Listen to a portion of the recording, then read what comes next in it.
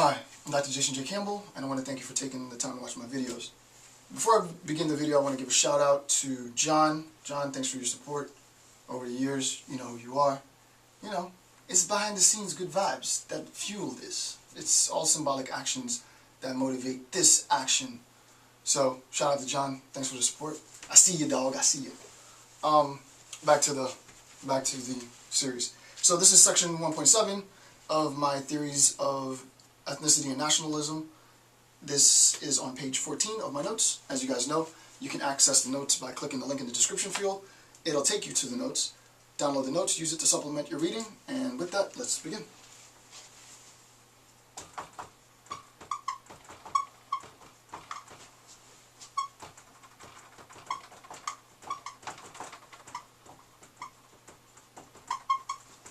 This is section 1.7. Okay. So this comes from the article Identity and Intra-State Ethno-National Mobilization, Ethnicity and Intrastate Conflict. So you can see now this is the formal bridge, everything up until now, the last 9 hours, because we're 9 hours into the lecture now at this point. So the last 9 hours was specifically on ethnicity. This section, section 1.7, is the bridge. We're going to talk about ethno-nationalism. So sort of the bridge between ethnicity and nationalism. And then in the next section, we'll leave ethnicity and we'll begin starting 1.8 until the culmination of this series with just an in-depth analysis of nationalism. So last 9 hours, ethnicity. This one section, section 1.7, ethno-nationalism. 1.8 until the end, nationalism. So that's the sort of macro level structure which I've instituted to organize the lecture. And we're using understand ethno-territorial identification. So let's begin. Territoriality, attachment to a given geographical area, which is important, right? The attachment to a given geographical area is recognized as a central factor in human activity and human relations, right? So, simple. I am an American because I am tied to this geographical area. It's basically the idea, right? So territoriality, attachment to a given geographical area, is recognized as a central factor in human activity and human relations. Since territories, for groups as well as individuals, are resources to secure basic needs, right?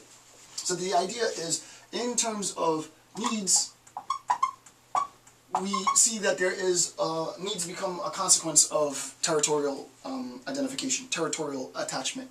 So when we talk about territorial identification, we realize that this concept, ethno-territorial identification, is the coalescence of the ethnical group in relationship to a particular geographic area as their identity, right? So that identity formation, if we're talking about the ways in which individuals within the community, or even the community collectively identifies itself, is ethno-territorially, right? So that ethno-territorial identification is a very salient identification, and we can recognize, not so much in terms of the ethnicity, at least not at this point, because we're going to slowly sort of relinquish that genetic kinship attachment, but the territoriality of the identification in ethno-territorial identification is that which serves as the substrate or the primer for national identification. So if you think about it, we have, so this would be ethno-territorial, E-T-H-N-O-T-E-R-R, right? With emphasis on the territory. If we have ethno-territorial identification, then we have an identification as a consequence of, right? It creates the condition. It becomes the sufficient condition with which our needs will be met. If our needs won't be met, we wouldn't have the identification, right? I identify as this particular ethno-territorial group or ethnical group because my basic needs, in sort of a Maslowian sense, are met by the resources that the territory is able to provide. And I mean this in a very sort of crass sense: the water, the land, the air, the animals, the protection, the topography, and such, right? So our identification as people is inherently tied to various territories, and insofar as it's tied to territories, we recognize that in combination with our ethnicity, we can now start to see the substrate with which we can determine and sort of solidify the concept of nationalism. So we have ethnicity sort of at the bottom. Then we have ethnicity as attached to territory, right? And this combination of ethnicity as attached to territory gives me the ethno-territorial. And then ethno-territorial, the combination, it doesn't go from here, but the combination of ethnicity and territorial now serves as the substrate. It isn't itself the condition, but it is the substrate with which we talk about national identification. Right? National identification. And as you can see, something happens in the transition from ethno-territorial to national, and what ends up happening is the ethnical identifier, the ethnical characteristic, is relinquished for just national identification. This, however, is specific in terms of the United States of America. This national identification has, as I've been saying throughout, been reserved for whites, since there isn't an ethnical national terminology to define white American. It doesn't exist. We can say it. It hasn't exist, it doesn't exist. And it doesn't exist because in the transition from ethno-territoriality to national identification, colonizers, or I can never remember, frontiersmen after the United States had been claimed, who colonized the United States, they lost the ethnical relationship. They were no longer Brits, they were Protestant, white, male, free landowners, right? And insofar as, and it's not colonization, there's another word for it. It starts with a P and I can't remember the name. But insofar as the development of the United States took place after our liberation from Britain, the identification of ethnicity was only reserved for quote-unquote second-class citizens. Is that a good thing or a bad thing? I don't really care. Is it just or unjust that it's the case? I don't really care. As I said in previous lectures, whether you agree with it or not, I view it as a progression from, either indentured servitude or straight-up slavery, right? If we're having a semantic, sociolinguistic discussion on the attempt to homogenize American identity in terms of whiteness, well, at least we're having that discussion. I think that discussion is important, but it's less important than the liberation of African slaves from servitude.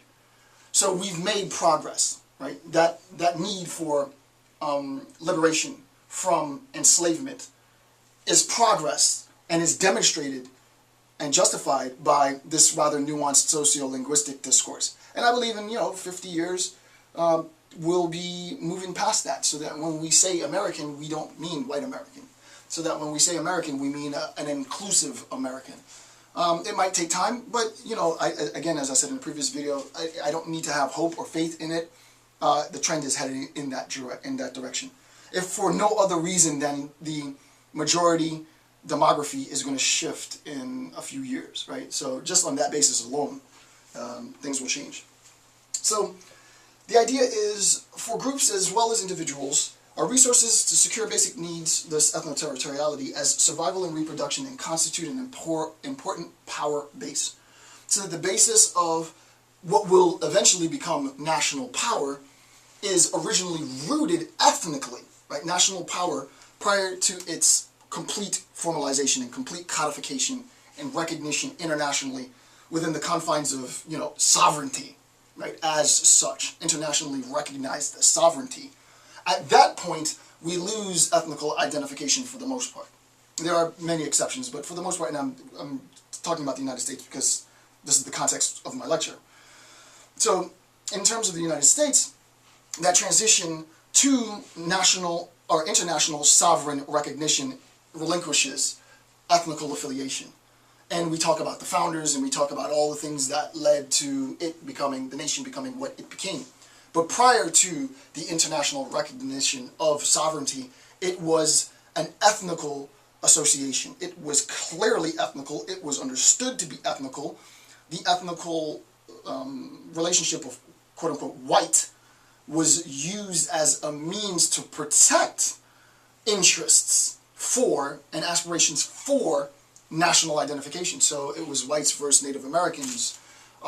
In terms of the British, it was our Protestant, heterosexual, white, fighting against the old regime. And once that freedom was attained, we recognized over the course of just less than 300 years, we now have national identification that is itself devoid of ethnical affiliation. And to be honest with you, I think that is, in fact, the goal.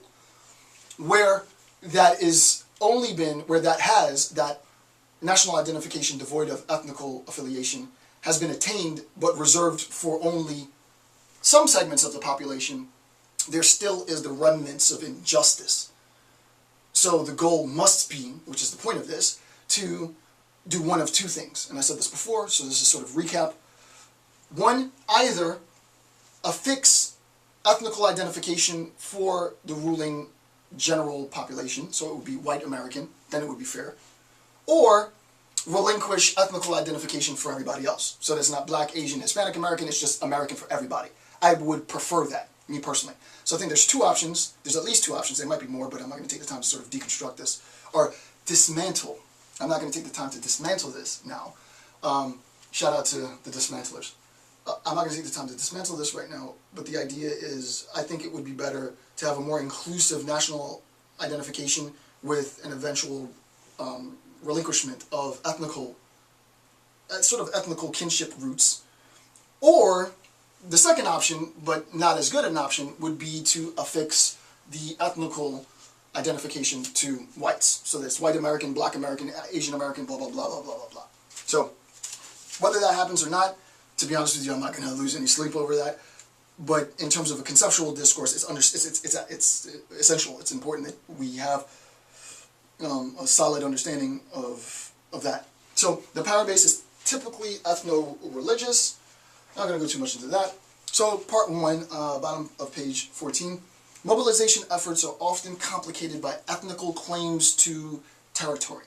Mobilization efforts are complicated by ethnical claims to territory. So you can imagine if we have an existing ethnicity and there is a territory, so we will say that this is the territory, and the territory houses ethnicities A, B, and C. You can recognize that inter-ethnical competition is going to be a consequence of the limited resources. So I can actually formalize this, right? So it would be inter-ethnical comp is a consequence, right? It equals inter-ethnical competition is, at least in part, I wouldn't say that this is exhaustive, right? So inter-ethnical competition is, at least in part, a consequence of diverse ethnical populations.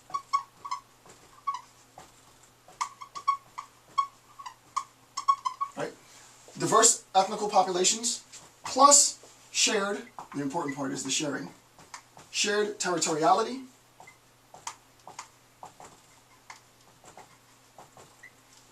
plus a limitation, and I probably should say they don't have the word, but it would be inter-ethno-territorial competition, to be specific, right? So actually I do want to say that to make it even more formal, because inter-ethnic is a lot bigger. You could put in religious stuff and all that other stuff, but you can think of so ethno-territorial is a word.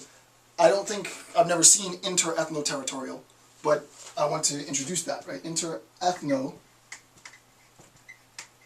right? Inter-ethno-territorial competition is a consequence of diverse ethnical populations sharing limited, shared territoriality with limited, with limited resources, and that's going to equal competition and conflict, right? There's only a certain amount of geography that's available. This geography has resources, and those resources are limited, and they're inter-ethnical populations that are competing for the limited resources available. So you will always hear about, in terms of, so I'll give you an example. If you have, and this goes beyond, I want to go beyond just the ethnical That's easy. I want to talk more about the territoriality of this. And this is critically important you get it, because that's going to help us facilitate national identification. So irrespective of ethnical distinctions, though it will factor, imagine that you have Group A, and Group A is an ethnical population A, but more importantly than the ethnical population is the manner in which that population's territoriality is defined. We're going to use agriculture, right? Because agriculture is the foundation for modern civilization. That's undeniable.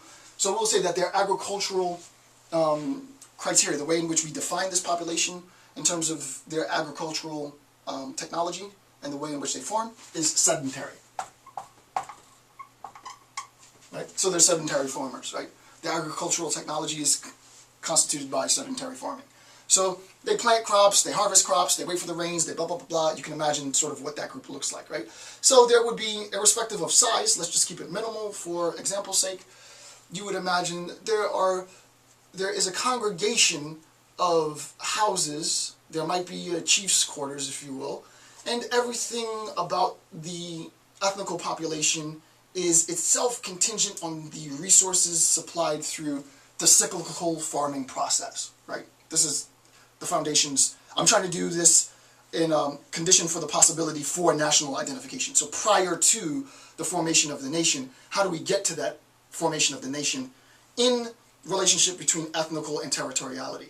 What I'm attempting to do now is to show you, and this is a lot deeper, but hopefully it's not too complicated, I hope that I'm being clear, is to show you how agricultural techniques, agricultural farming techniques, prior to modern civilization, helped to facilitate the formation of national identification. If you have a sedentary farming ethnical population, and by sedentary farming ethnical population, I mean an ethnical population that goes through the cyclical harvest cycle, and they plant crops and they harvest crops and they plant new crops, and so that they don't deplete the nutrients in the soil, and harvest those and rotate and blah, blah, blah. Population is going to grow, a sedentary population is going to grow around the harvest.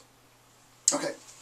In the same territoriality, you have population C of ethnical group C, doesn't really matter, and this is why I want to show you that the conflict is ethno-territorial, but how emphasis is being shifted from just the fact that you look different from me and thus I'm upset with you for whatever reasons. It could be, as we said in the previous lecture series, it could be something as simple as strike busters, right, or strike breakers.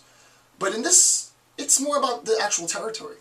If C is not defined as an ethnical population that implements sedentary agricultural practices as a means of sustenance, but uses nomadic agricultural practices, whatever they might be, or nomadic farming, foraging, if you will, as a means of, without it being debased or derogatory. The intent is not to make it derogatory. As a means of ethnical identification, we are the nomadic people. You can see that this is going to be the condition for guaranteed ethno-territorial conflict. Why? Because there is eventually going to come a point at which, as a consequence of their nomadic way of life, they migrate to the territories, the sort of intra-territorial location, sort of the locality of ethnical population A, and population A is going to recognize that their presence, their migration north, south, east, west, is going to encroach on the means with which they sustain, ethnical population A, sustains its livelihood, sustains its culture, sustains its ethnical identification, such that ethnical identification becomes challenged by territorial competition. And that's critical. I'll say that again. Ethnical identification becomes challenged by territorial competition. It's because a nomadic people are now encroaching on our sedentary agricultural ethnical way of life that my identification as people A is being challenged, because if we allow them to encroach on our lands, then we are no longer who we are. So competition, fighting, conflict. What's important here is to recognize that the ethnical identification isn't informing necessarily the territoriality. It happens to be the case that we live in Area A. It's the territoriality that's informing ethnical identification. I identify myself even more as a member of ethnical group A because this is my land. And I will defend this land because it's my land. And your encroachment on my land challenges, of course, resource competition, but it challenges my identity. It challenges who we are as ethnical population A.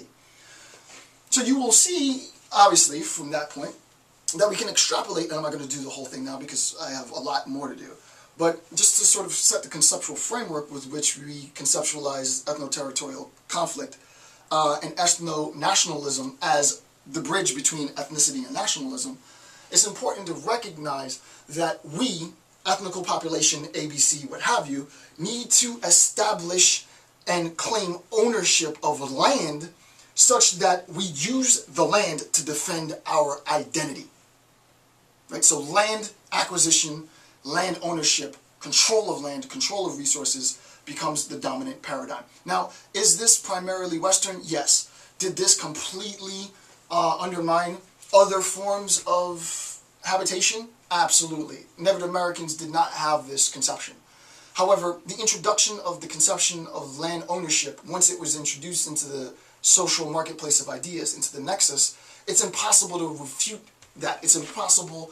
Now there are, I mean, I'm not going to get into all of that other stuff. There have been profoundly creative ways of reworking land ownership, none of which I'm going to talk about now. All absolutely genius, I think, in a somewhat quasi-diabolical sense.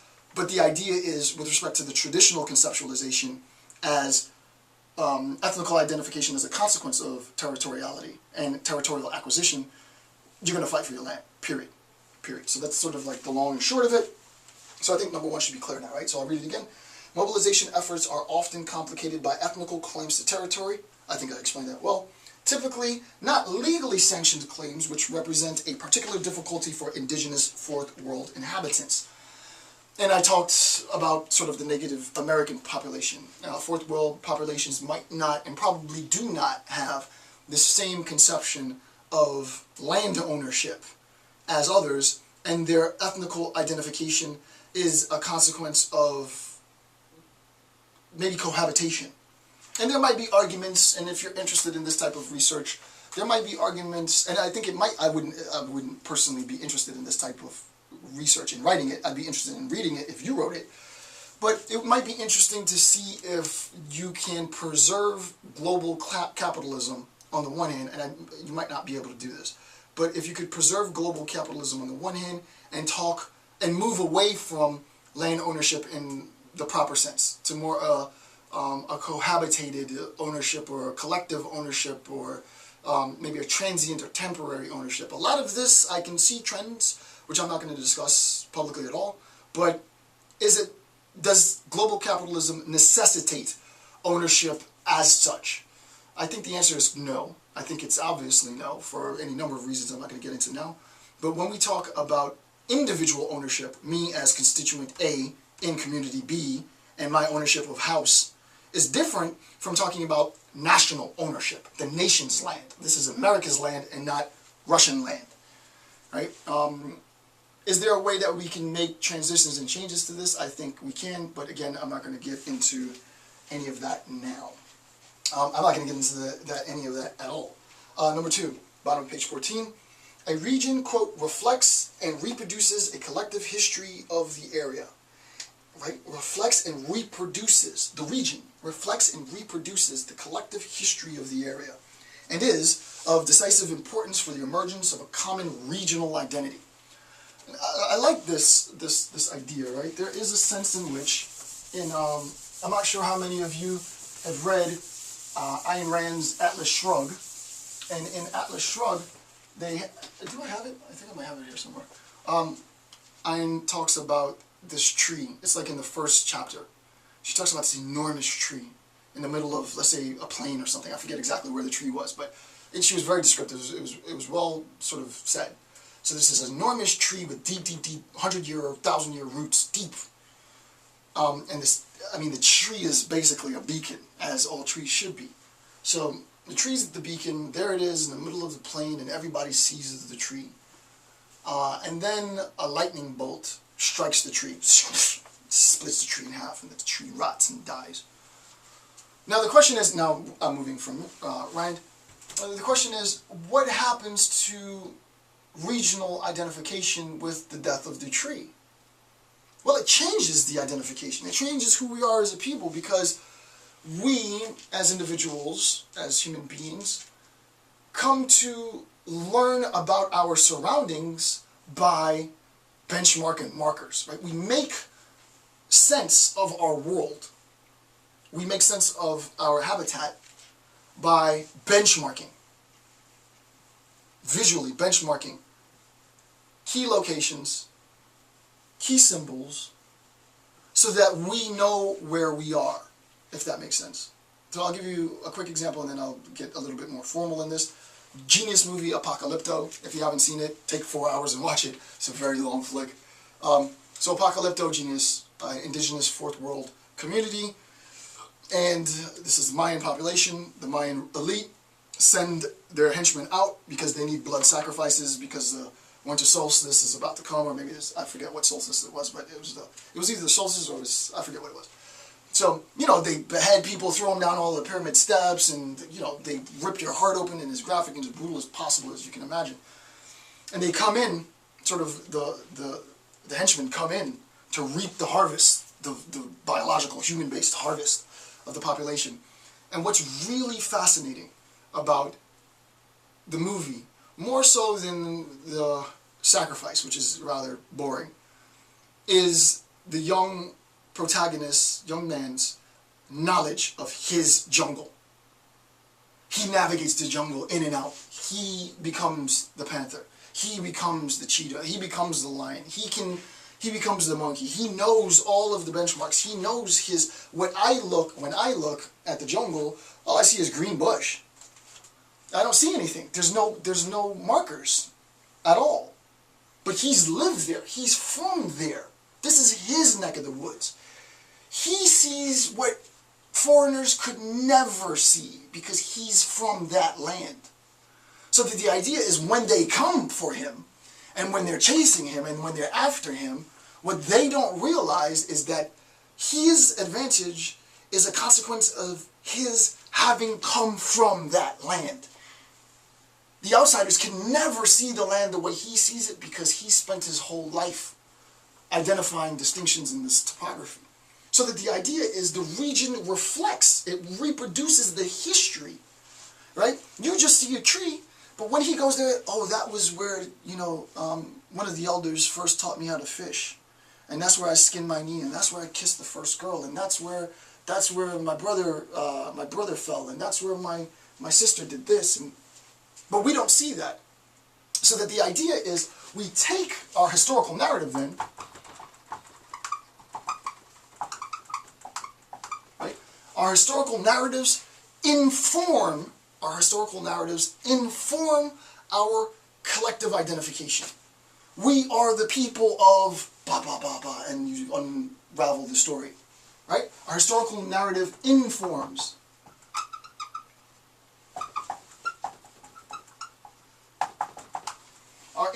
Our historical narrative informs our collective identification. Our collective identification is itself rooted in the land. It's rooted in stuff, inanimate stuff, or animate, right? Inanimate or animate. I'll get to inanimate in a second.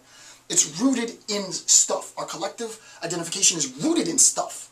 I've given you guys a tour of my office. It's changed quite a bit since the last tour. Maybe I'll do a new, no, I probably won't do a new tour, but it's changed quite a bit. It's still colorful. But I am rooted in this stuff. My identity is rooted in all this stuff. I am more than this stuff, but my identity is inextricably bound to this stuff. So that our collective identification, for those of you who've seen I didn't read the Potter books. My kids read it. But for those of you who've seen the Potter series, this is the Horcrux for Voldemort, right? The Horcrux is itself Voldemort's identity. Voldemort's identity is the Horcrux. They're inseparable. To talk about Voldemort is to talk about the Horcrux. To talk about the Horcrux is to talk about Voldemort. So it's tautological, talking about the Horcrux and Voldemort. You cannot talk about Voldemort without talking about the Horcrux. For those of you who just haven't read it or don't know what I'm talking about, you're missing out. And it was a big spoiler.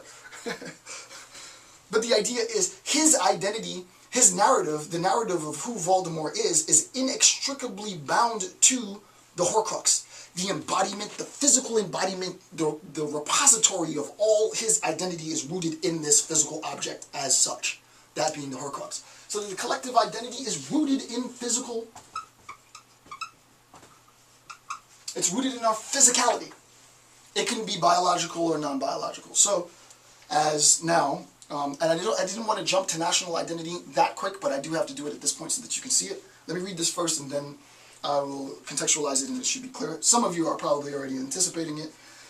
A region reflects and reproduces a collective history of the area. An area is telling the story of the people and is of decisive importance for the emergence of a common regional identity. When the Twin Towers fell, it wasn't just that Americans bemoaned the 3,000 casualties. I mean, that was horrific in itself. It wasn't just that, I don't think anybody cared except for, nobody really cared. Nobody put emphasis on the actual physical destruction of the building. Sure, that was billions of dollars lost, right, in infrastructure and content within the building and potential revenue from leasing and blah, blah, blah. So, you know, of course the market's going to take a hit and people are going to regret that, but obviously the emphasis was put on life. But it wasn't just the life. It wasn't just the destruction of the building. It was a transformation. It was an abusive, forceful transformation, a physical alteration of quote-unquote regional identity. We can no longer be the people we once were because the identity, our Horcrux, was destroyed. They smashed it. They, whoever they is, right? Al-Qaeda and whatever, whoever. Excuse me, some more.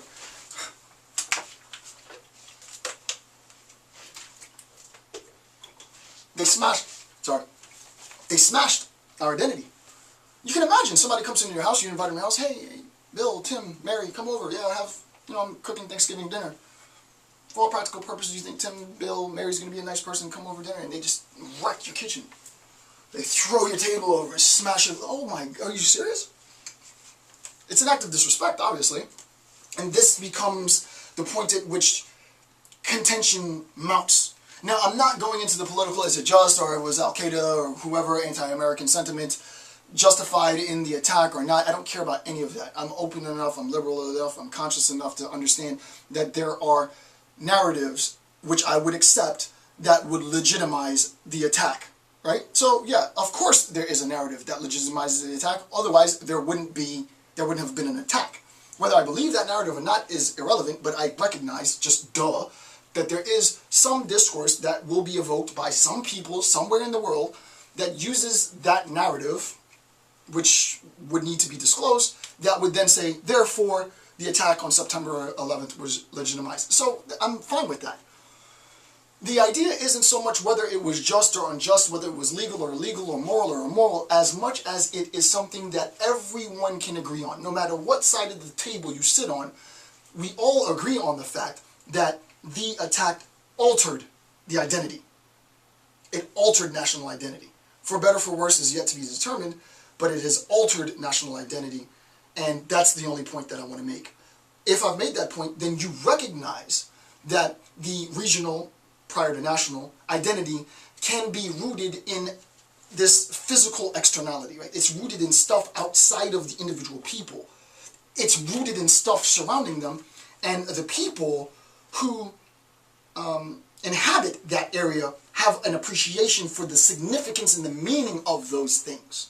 America being an individualistic, capitalist, market-driven economy, those were the pillars of industry, and we define ourselves as those who protect the pillars of industry. If you come from a region where the pillars of industry and capitalism isn't something that you respect, well, there's a source of the tension right there. So I think that should be clear, right? So ethno-territoriality, the territory is really important. I mean, to just keep it sort of ghetto. Territory is far more important than just buildings and trees and ponds and lakes.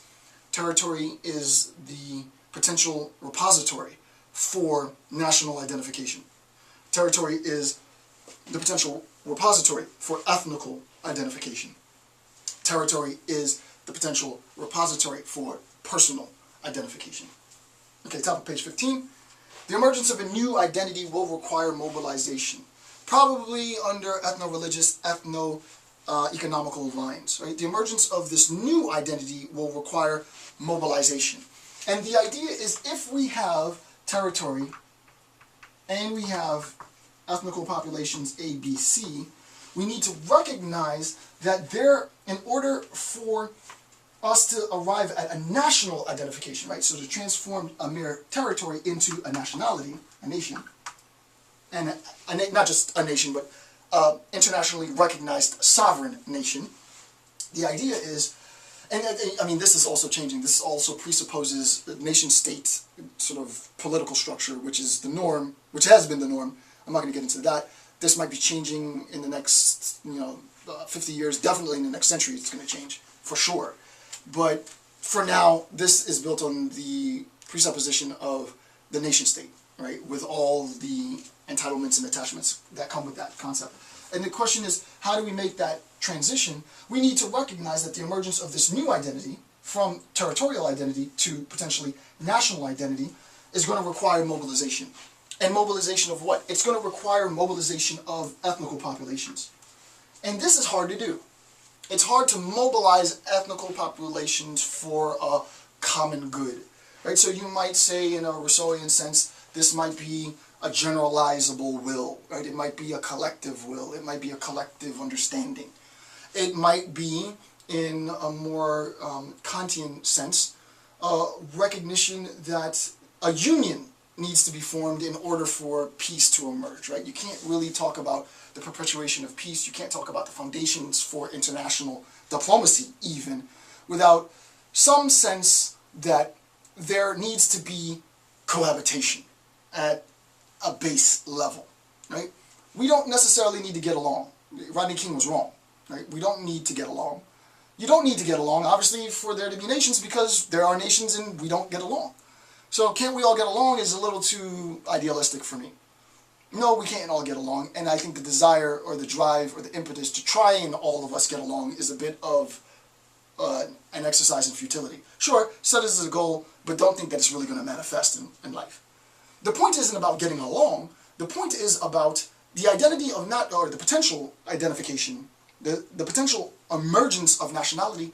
All it needs, the simple kernel of cohabitation. You just need to sort of exist with the other, tolerate the other, right? So that the idea, and I don't mean tolerance in sort of this affirmative sense. I mean tolerate in the pejorative sense. Zizek has a genius discussion on sort of this inverse concept of tolerance, and I mean tolerance in the Zizekian sense. It would be interesting to see how you would, if you would agree with me or if I was right or wrong, but the idea is, I don't mean tolerance insofar as kumbaya. I mean tolerance is, I'd rather you really don't do that. It is quite annoying, but I'm going to allow for you to be the annoyance you are. Tolerance in this really sort of debased sense, and that's sort of vulgar, a bit of a generalization. But the idea is national identification does not require egalitarian structures. It does not require that we all get along. That will never happen. National identification is built on at least cohabitation. So the goal becomes cohabitation. And it's obviously cohabitation of groups A, B, and C. That's it. Now, obviously, if we're talking, this is saying, the presupposition here also yet another. So one presupposition is that we're assuming that this is the traditional nation-state articulation of national identity formation, one. The second assumption is that in terms of cohabitation, we are not talking about sort of national takeover via colonialism. This does not operate, cohabitation does not operate in colonialist structures. What happens is we occupy, dominate, and we assume control of. I'm also not talking about that. What we're talking about here is a more organic means of generating national identity from ethnicity, from conflictual relationships between territoriality to a recognition that cohabitation will facilitate all ends, and thus national identity as the next step once collectively, collectively, diverse ethnical populations sort of, it clicks. It's like, oh yeah, we could be stronger. We could be stronger if we get together. This is why, at this point now, since you're weak, and there's tons of game theoretics that can justify this, right, which I'm not going to get into either, but since you're weak, to talk about there are strength in numbers is now true. So there is a truth, and I said this earlier in the video series, there is a truth in the claim there is strength in numbers if you assume that those who evoke such sentiments are themselves weak. We do realize that you don't need to have numbers in order to be strong. So it depends on what side of the pendulum you sit. If you're already weak and you're seeking to fortify territorial ownership, if you're seeking to fortify and protect and defend against encroachment, if you're seeking to protect ethnical identification, then cohabitation is a means in which you can strengthen that weakness by cohabitating with others. That ability, that recognition, becomes then the seminal act for what will likely emerge into national identification. Okay. Number 3, this is a direct quote, governments and states have made considerable efforts to develop a common identity among citizens. To talk about citizens is already to jump ahead, right? I like the author's writing a bit, quite a bit, but the idea is if I were to have written this, I feel like this jumps ahead because to evoke the word citizen means that we've already transitioned from ethno-territoriality into national identification. The term citizens as opposed to subjects, right? So it's important that we recognize the distinction between citizens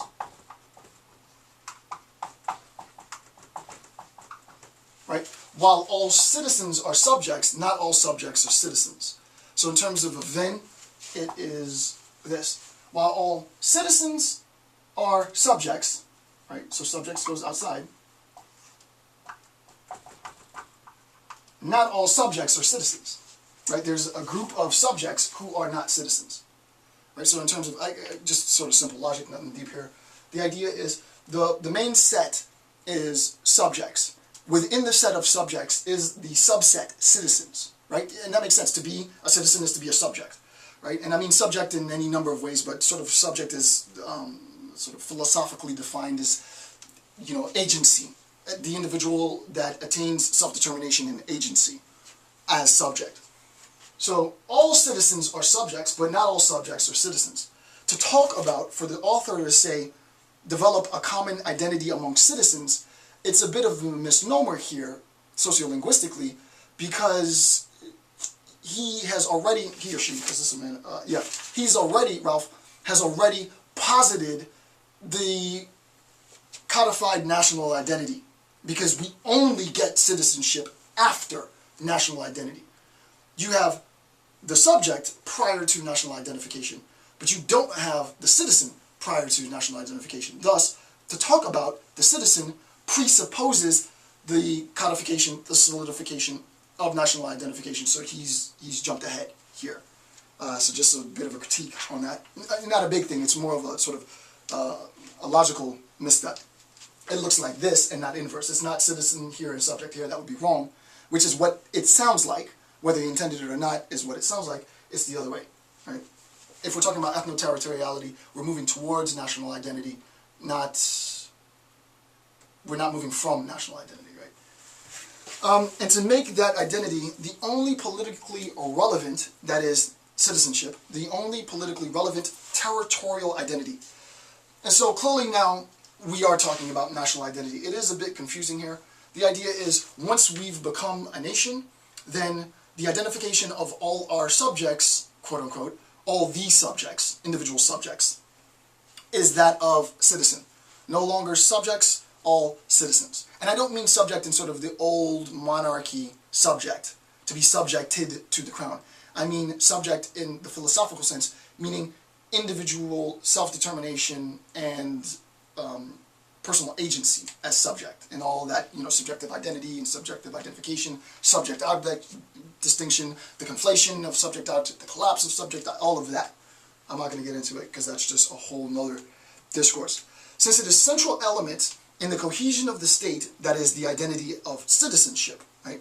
Since it being the citizenship, is a central element in the cohesion of the state in periods of external binary and internal segmentary pressure, it becomes important to recognize that the idea of citizenship, not the physical, because citizenship, I don't want to write that down right, citizenship is an idea.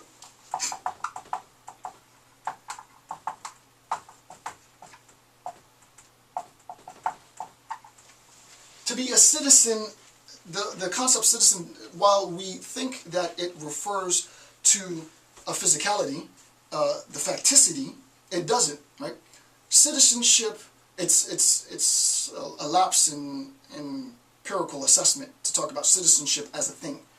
Citizenship is conferred, and I know this well because I just attained citizenship.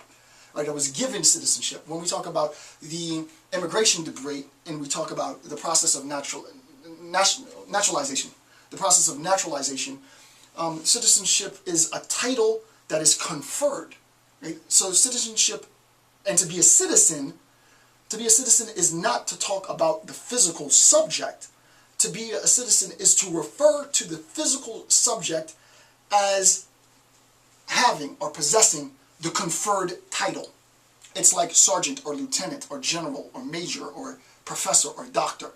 Citizenship is a label. It's a title that is conferred to subjects. So to talk about citizens and subjects as one and the same overlooks the fact that there are subjects who are not citizens. Quick side note before I move on. How much more do I have? Quick side note before I move on. Since we recognize that citizenship is an idea, and that this idea is historically tied to territoriality, then you have to recognize that when we talk about the transformation in territoriality, so for example, the EU, the idea of citizenship transforms, such that you can infer, and this is no hocus pocus, this is no boogeyman, this is just inference, this is the most basic, banal, inferential judgment that you can make. It is absolutely possible, it might not be plausible, but it's at least possible to talk about globalized citizenship, right? You can talk about being a citizen of the globe, and we sort of use this sort of egalitarianly, but I mean this with political ramifications. I mean globalized citizenship as a title that is conferred as a consequence of a globalized political order. Now that is where it gets a little sci-fi and people get spooked out, but the truth of the matter is that it is the logical culmination of the expansion of global capital. It has to eventually approach or broach that possibility. It may or may not because of divided world interests, and it might never actualize, but there's no contradiction in it. It's not A and not A. It's possible, whether it's likely, whether it's plausible, is a different discussion, but the idea is that citizenship is a title that does not refer to its referent. The referent for the term is not biological. The referent for the term is conceptual, right? And thus its signification is conceptual, to be a little technical there. So 3A, idealistic. The existing ethno-religious lines will be less important than either ethnical or religious identification. So that the idea is once we arrive at national identification, once we arrive at the ability to confer citizenship, that ability and its association to national identification trumps religion, trumps ethnicity. There is some truth to this, but this is strictly Western bias. I was listening to NPR probably 2 months ago.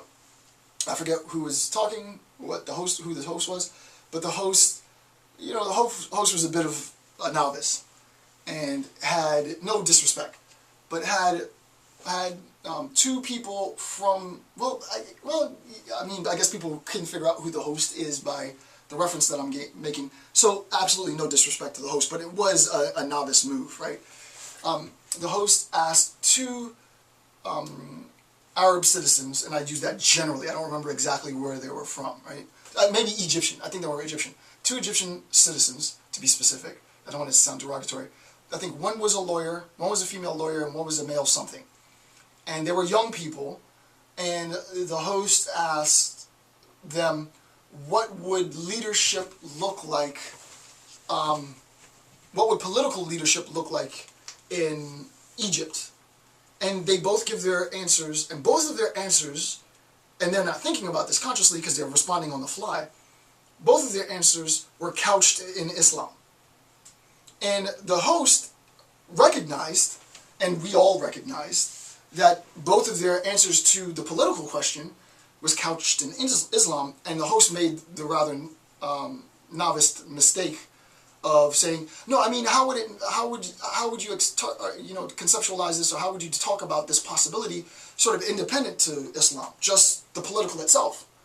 And then it was sort of hard to listen to after that point, because of course what you expected occurred, which was, that's not possible. Right? In Islam, it's not possible to talk about political leadership independent to Islam. The statement is so biased that it fails to recognize what Islam is. It's a way of life. Aside from just a religion, there is no political establishment, Islamic political establishment, that functions independent to Islam. In the West, there's a separation between church and state in terms of sort of our daily practices, but in Islam, it's not the case. So that the idea that to talk about the existing ethno-religious lines will be less important than either ethnical or national, ethnical or religious identification presupposes a Western ideal. Right? That presupposes a Western ideal. No Islamic believer, no believer in Islam, no Muslim practicing Islam would agree with that statement. It would not be idealistic to have that separation. Right? It would be horrific to have that separation. The political and the religious are one and the same, and there isn't even, and not derogatory, I absolutely don't mean this derogatory, there isn't even the ability to comprehend what a political establishment independent to Islam would look like that constituted itself and identified itself as an Islamic sovereignty. So that's a bit complicated there, but the NPR host, whoever the host was a bit, and I don't, they could have planned that specifically, but it came across as rather naive in its understanding. So the ideal is in quotes, right? This ideal is in quotes, and this presupposes Western bias, right? Western bias as to what national identification should look like. A more realistic, many will never identify solely with national identity. That's more realistic. That's why I am a realist, right? I don't think it's bad. But there are many sovereign nations that will never identify solely with national identity, which would have to supplant religious identity. Though ethnical identity may lose importance, especially where labor markets favor national affiliation over ethnical identification. So the idea is, yes, we might be able to talk about the transition from importance placed on national identification as a consequence of ethnical identification, right? So you can say that this minority, I mean, Syria is a perfect example, I don't want to get too much into this, right? But this particular minority ethnical class is in political leadership over a majority of other ethnical populations, sure, I get it. And that is significant, sure, I get it. But the idea is, it's more likely that political power, national identity, will be determined independent to ethnical identity than it is for national identity to be divorced from religious identity. It's far, if I were to say, occupy your time, use your time, focus your time on sort of the diminution of ethnical identification as national identification, sure, great effort, let's do that. Okay, focus all your energy and effort on national identification devoid of religious affiliation, you're going to have problems. And this is East, West, this is Orientalism, right? This is Said, this is East versus West. This is one political paradigm that's devoid of religious identification, one political paradigm that is undeniable, is impossible to conceptualize without religious identification, and the attempt to try and force one on the other is going to, I mean, that's what global wars are based in, have been based in, and for always will be based in, right? In that antithetical sort of tension. And you can see that this is going to, once we get to national identification, again, ethnical is going to be important, but eventually ethnical sentiments will lose its power globally. There will be regions, Syria, it still is very impactful, very powerful, had to have a minority ethnical population ruling a completely different majority ethnical population. Is exactly like South Africa, where you had a minority ethnical population ruling a majority ethnical population. It's the same. Where in the US, that paradigm is completely different, where you have the majority ethnical population ruling minority ethnical populations, which is more intuitive, but that paradigm could potentially remain the same or be challenged. The idea in the US is different because the emphasis really isn't on the ethnical class per se. There is, quote unquote, as Galton would say, structural violence in place to blah blah blah blah blah, whatever. But the idea is at the end of the day, the ethnical identification is going to be subsumed by at least in the West, I can't talk about the East, in the West, is going to be wholly subsumed by the only color that matters, green, right, in terms of the US. It's going to be about capital. Nothing else matters. Whether you believe that or not is neither here nor there, but that's sort of the conceptual grounding for that. So we move on now to number four, which is ethno-territorial group identification. So what I'm going to do is I'm going to pause at this point, and then come back and pick up with number 4, which will be ethno-territorial group identification. Okay, so number 4, ethno-territorial group identification. Here's the quote. Quote, "The territory naturally becomes a symbol." And I said this earlier, right? The territory becomes a symbol. We know in terms of symbols assimilation, symbolic assimilation, that one aspect of assimilation is the assimilation of the nation's symbols. It's very important, right? If you want to attain your if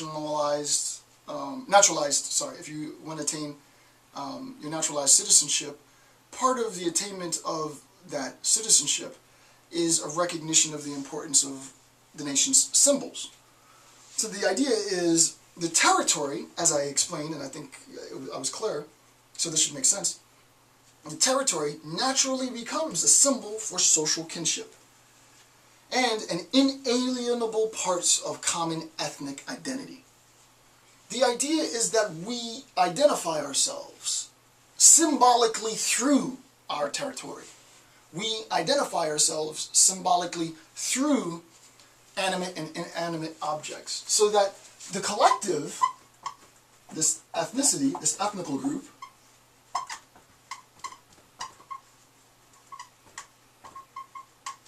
that exists within a territoriality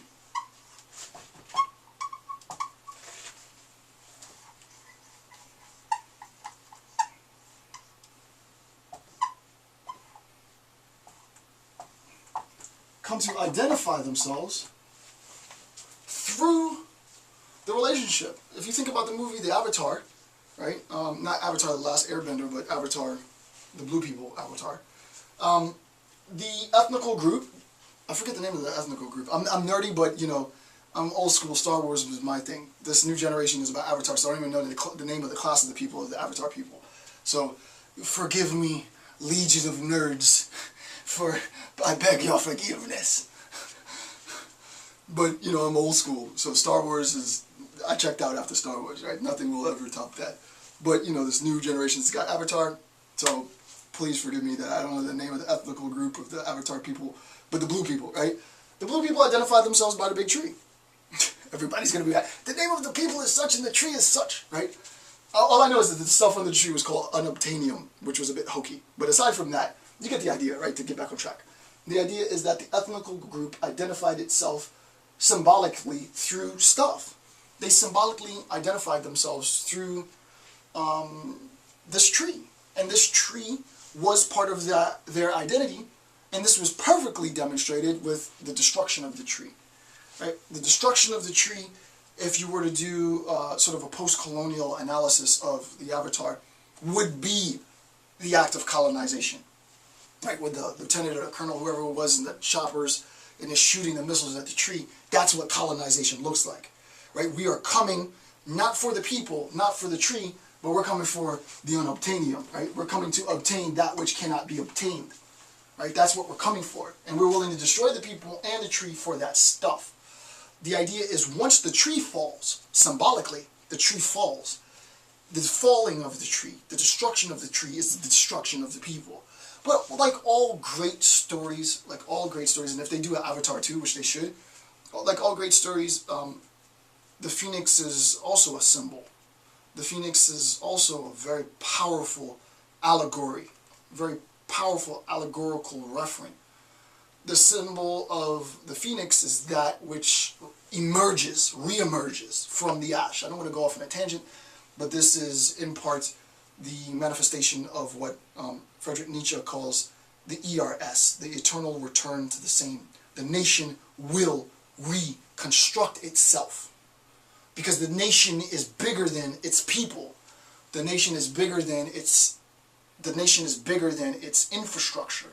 The nation is a symbol.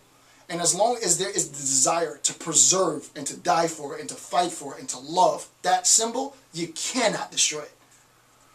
It's only when those in control finally relinquish possession, ownership, control of the symbols that it collapses. Rome didn't just collapse because of military might. It wasn't just the case that Britain collapsed because of sort of military overexpense. It was, in fact, I mean, though that was huge, part of the collapse of these huge empires was that their symbols lost significance. To sit down and drink tea, and I'm not knocking Brits, shout out to the Brits, but let's, within the context, right? The idea is, sort of, it was antiquated. Like, okay, I'm going to sit down and sip tea and drink, tea and whatever it is, and, the old world and, all of the formalities. No, we got some new stuff. We don't do that. You know what I'm saying? We go into the drive-thru.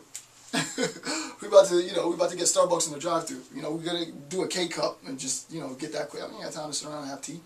I know it sounds corny, and I know this is super ridiculous. But once the symbols are weakened, once the symbols are structurally destabilized, that's when the nation is threatened, right? And I'm jumping ahead substantially here, but you see that the collective identity of this ethnical group was tied to the tree for obvious resource reasons, but beyond the resource and the nourishment and the physiological sustenance provided by the territory is the symbolic representation. It houses, like the Horcrux, it houses the identity, such that when you smash the Horcrux, Voldemort dies, right? It's exactly that relationship. Shout out to Wellness for being a freaking gangster. She's so gangster. She's modified. So the territory naturally becomes a symbol for social kinship and an inalienable part of common ethnic identity.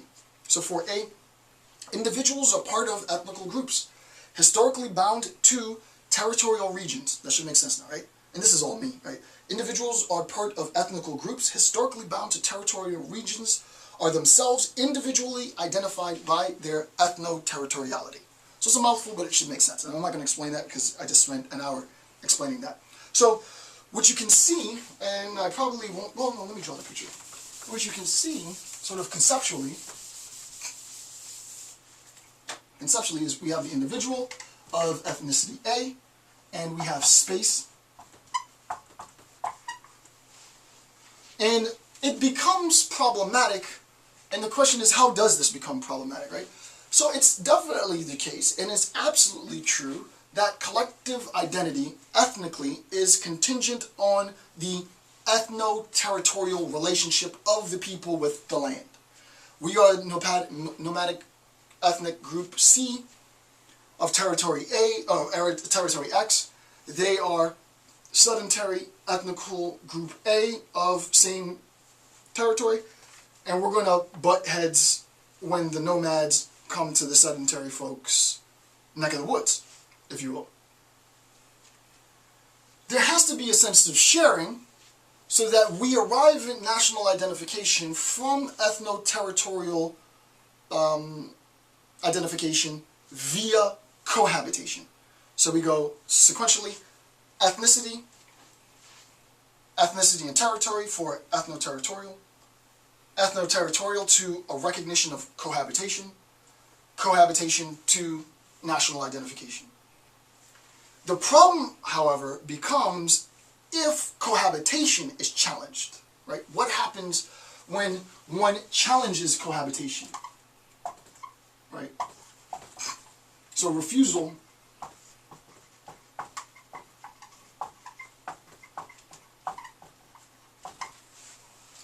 to cohabitate then necessitates extermination of the other.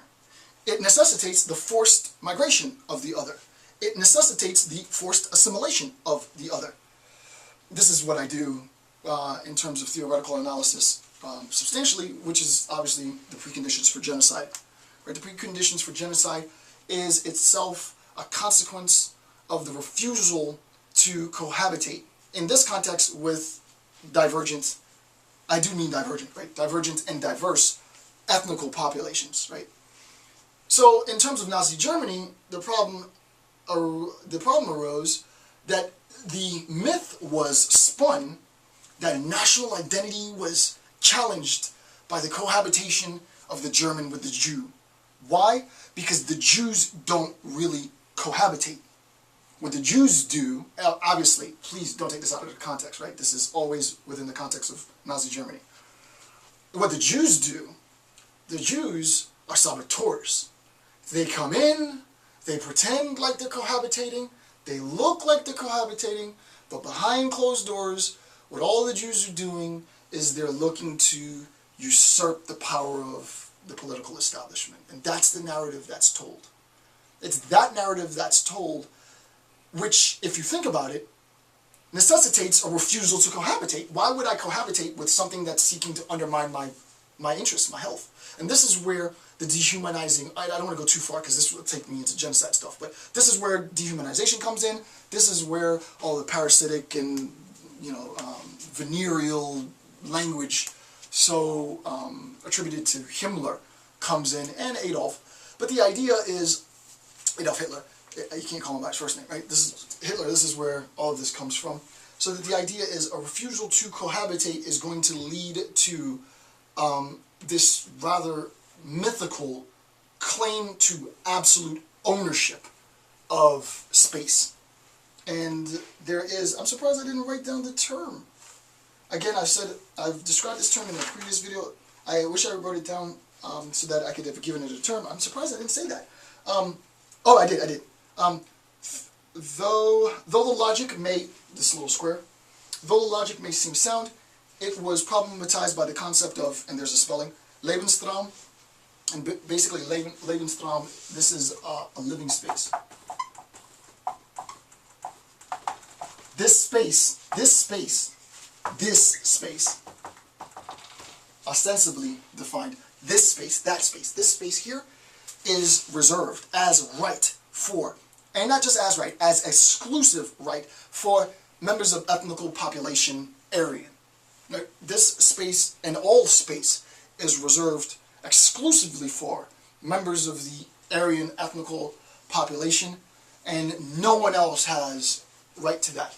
If you were to press just a little bit underneath the surface, it's absolutely impossible to justify that, right? There is no logical means of making that justification. There's no means of making that justification because the world is diverse, just as a fact. The only thing that you can do is you can operationalize that belief in Lebensraum, the living space, based on force and violence. That's the only way to do it. So you have the power to operationalize violence and kill en masse, so you do. But there's no logical, conceptual, it's not implausible, it's impossible to justify that using any logical formulation. And what you end up getting is a whole bunch of pseudoscientific stuff and a whole bunch of pseudo-anthropological stuff. But the idea is, as long as the inhabitants of the world are diverse, the world is for its inhabitants.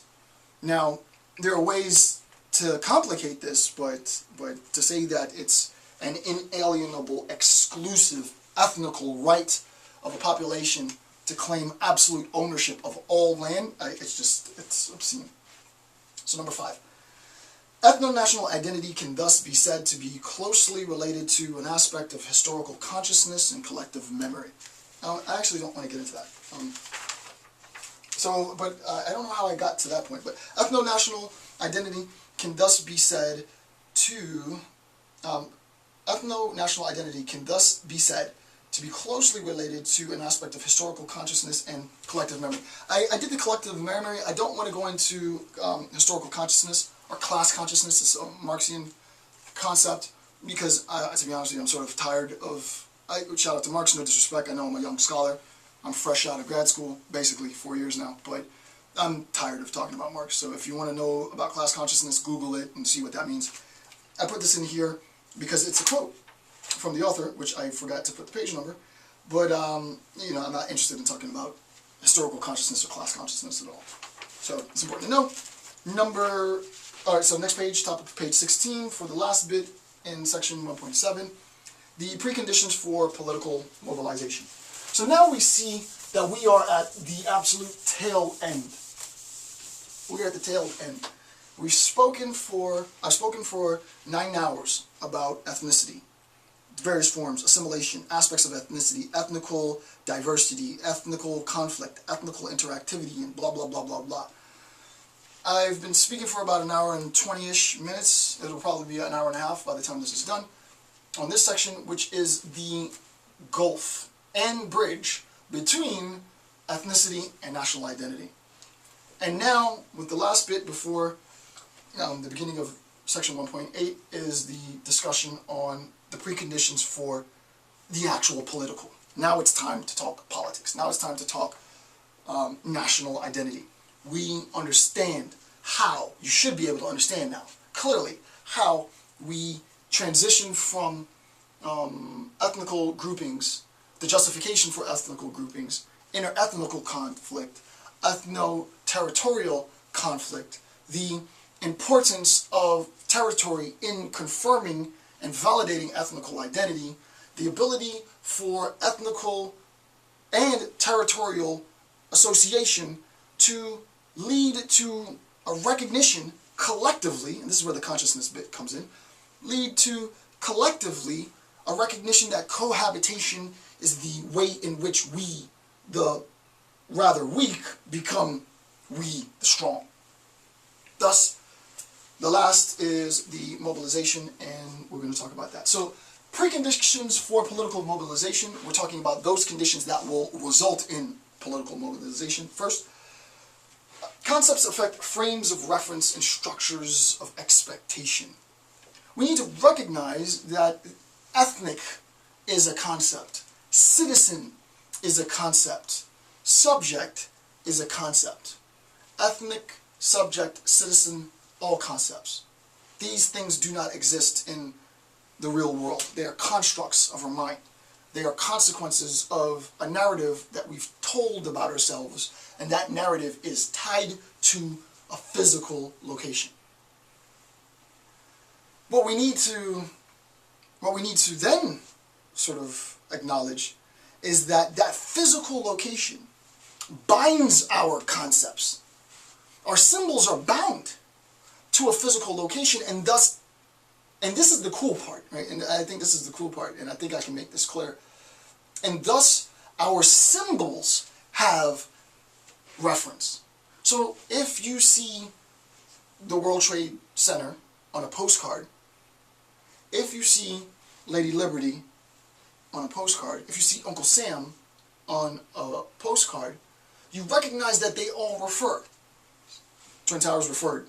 It no longer exists, but it will forever refer to that locality, and that locality has been marked. Lady Liberty, the Statue of Liberty, refers.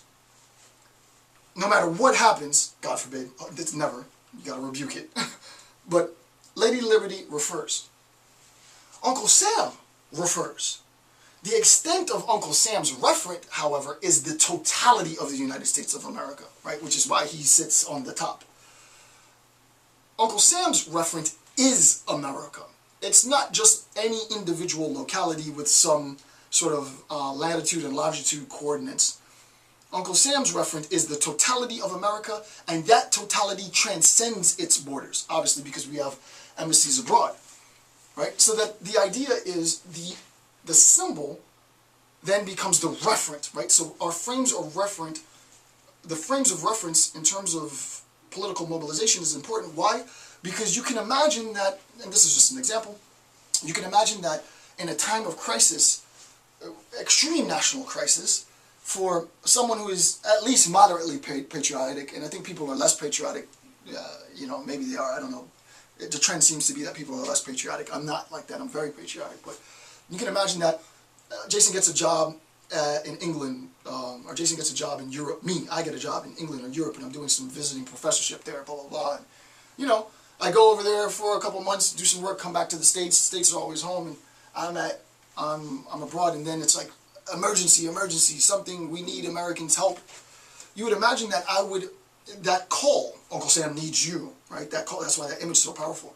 That I need you, we need you, your country needs you, is, for those who are so inclined, that call, that beacon, that request is a reference to come back home, to come back to this location, right?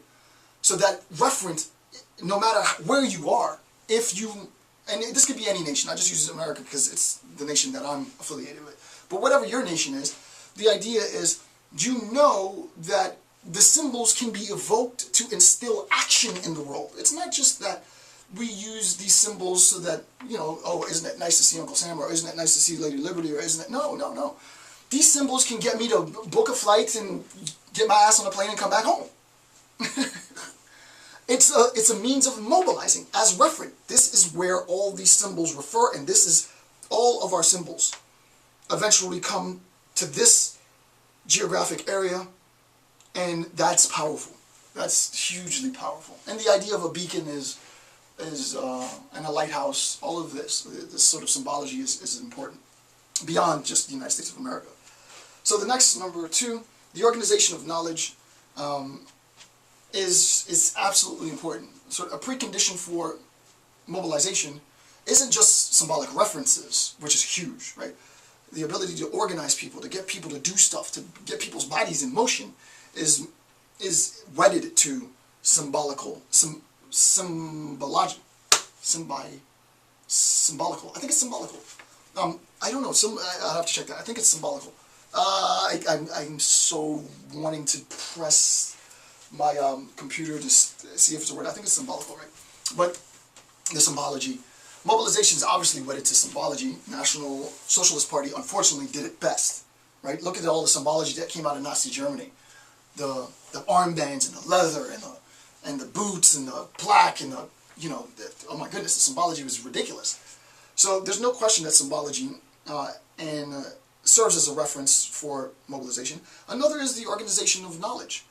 How the nation, individually, organizes its beliefs, and I don't want to spend too much time on this, but how it organizes its thought, how it organizes its knowledge becomes unique.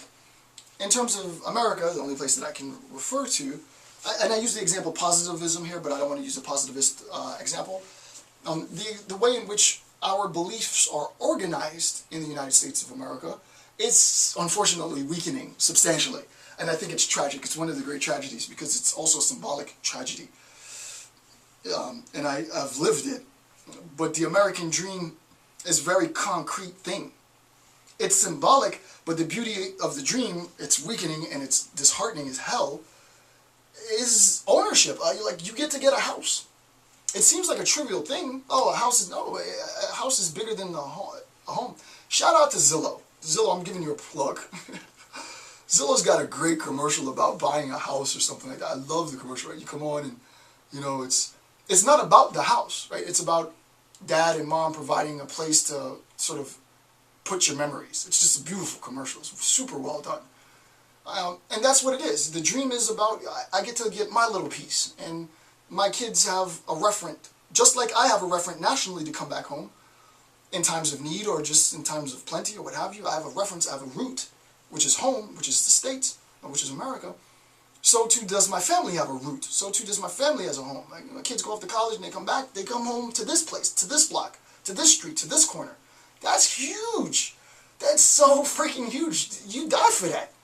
You kill for that. You do everything for that. I mean, I forget what movie it is. We're all working to pay the damn mortgage. There's nothing else. And it's the most and only important thing for so many people. Right? This nation is built on the desire to assume the debt so that you can work to pay for the damn mortgage. If you can't get the damn mortgage, then what the hell's the point? What's the point, right? That's the point of it all. If you can't have your own reference. So that the way in which our knowledge is organized in the States, for good or for bad, right? And I recognize there's a dark side to this, and I don't want to. I know. Listen to me, and I apologize for those of you who are from other nations. I apologize if I sound like a propagandist. I'm really not trying to intentfully be a propagandist. I'm not. So shout out to all your countries and shout out to all your practices. But I don't know your countries and I don't know your practices, so you have to forgive me. All I know is this country and this practice. But the idea is, I don't know what mobilizes people more than the organization of that knowledge. All you need to do is evoke the American dream, and people get up from 9 o'clock and they work to 5 o'clock and they sit in traffic for an hour to work and they sit in traffic for an hour from work so that they can have that house. Period. That's it. And if you don't think that's important, this whole thing is built on that. Now, the market collapse and the exploitation of the residential market completely undermine that. I myself, I'm not going to go into this too much, but I myself had a house, very nice house. You know, had to sell the house because I got the job.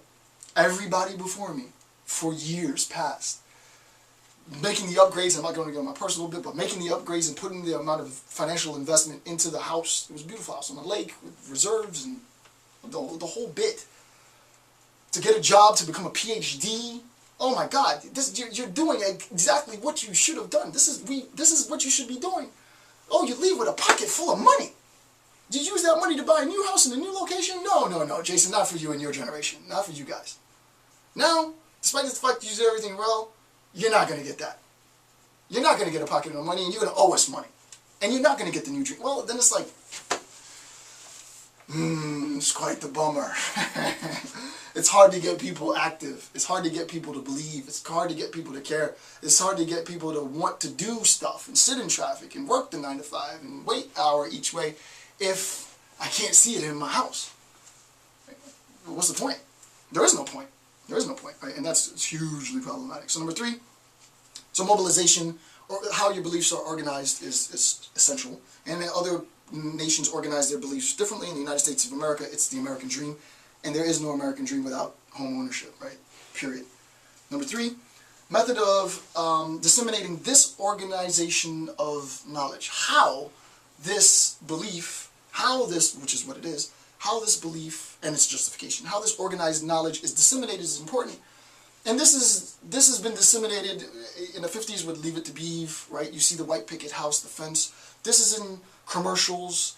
You watch like Home Alone. I watch Home Alone now, which was a great movie, and I loved it as a kid. And I watch it now as an adult, and you're like, oh my God, that's a like $1.5 million house right there. That's not a regular house. And you know, they come home, and this belief is perpetuated in our myths. It's perpetuated in our narratives. We see it in our commercials.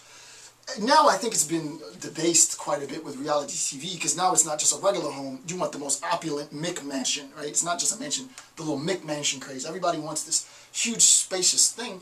The American dream was never a promise to have a Mick mansion. The American dream was a promise to have your little piece of property, right? If you aspire for that, fine. But that's not what the dream tells you. The dream is supposed to be, work hard, you get to get a house, right? You're going to pay on it for 30 years and then you're going to die. I mean, that's a dream. That's as good as it gets, but it was all anybody ever wanted. Now that's challenged. The narrative, the method with which this belief the method with which the organization of this knowledge is disseminated is weakened substantially, though the commercial like Zillow, and maybe if I can think of it, I might link the Zillow commercial here. It's a super good commercial. It took me a couple of minutes if I can remember. And now that I'm at the end, I might do it. The Zillow commercial is really cool because you sort of see it. You get a real feeling of the dream. It's more than just a home. It's just a super good vibe commercial. Number 4, collective interpretive ability as a consequence of organized belief. So not only are we organizing our belief, not only have we sort of articulated our organized knowledge by evoking the American dream, and we have an industry to disseminate the dream via advertisement and Me Now and other institutions of power pumping out American dream. So there's ways in which the idea is disseminated. It's important to recognize that once it's disseminated, collective interpretation is now organized to conform with that, which means, and I don't know, I just can't imagine that I refuse to believe that at the apex of all power, the desire is not to have that dream anymore. I can't see why anyone would want to say, no, home ownership was last year. You know, we're on to some new stuff. If that's the case, then, you know, that's the case, but I don't know what that would look like, right? I don't know what that would look like. So collective interpretation, the ability as a consequence of organized knowledge, is that the population, me, you, us, everybody, I don't know what your other dreams are, but I'm sure home ownership is important wherever you live. You know, home ownership in a good community to raise your kids and education and sort of all of that. The idea is the collective interpretation is a consequence on how effective that narrative is sort of dispersed. I'm doing it rather academically now. But it's not just on how effective it's dispersed, it's on the pervasiveness of its manifestation in society. You got a house, and you got a house, and Bob just bought a house, and Mary just bought a house, and Tim bought a house, and Peter bought a house, and Luke bought a house, and Daniel bought a house, and they're all buying houses. Oh my God, hey, you got it, now's the time to get a house. I just bought one, I just got it, yeah, I just closed the deal, I'm closing next week. Holy crap, I want to get one. I want to get one too. What did you do to tell me? Oh, I did this and this and do this and blah, blah, blah, and no, you only save up this much and go to this place and da, da, da, da. Oh, wow, and everybody's doing it. But when I now go, it's like, nah, man, I'm moving in with mom, or no, 3 of us, 4 of us are going to be sharing the cost in this one house, and, you know, 6 or 7 of us are living in this place, and now I'm going to stay here a little bit longer, and da, da, da. Then no matter how much of that you hear, you don't have any reference to friends and family. That dream is dead. It's dead. It's dead. No matter how much it's said, if the people that you love and care for aren't participating actively in that dream, or it's all the old school who had it when times were good, then it's bad. Me personally, I try to maintain hope, but you know, when I share my narrative, people are like, see, Dr. Campbell, he had it all, did what he was supposed to do, and he was upside down. He should have walked away with a pocket full of money into a brand new house, or into another used house, and blah, blah, blah, with the equity from the sale of the last one. That's what everybody did before me. You know, I try to be positive that it will change, because political mobilization in the United States is undeniably bound to that belief as the most important of all symbols. Maybe even more important than like Uncle Sam and Lady Liberty. I think the American dream is the most important symbol that we have, and to even mess around with that one is blasphemy.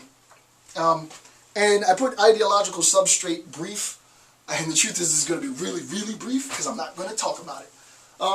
Ideologies aren't necessarily always a bad thing. People talk about ideologies as though they were always negative, and usually ideologies get a bad rap, I believe.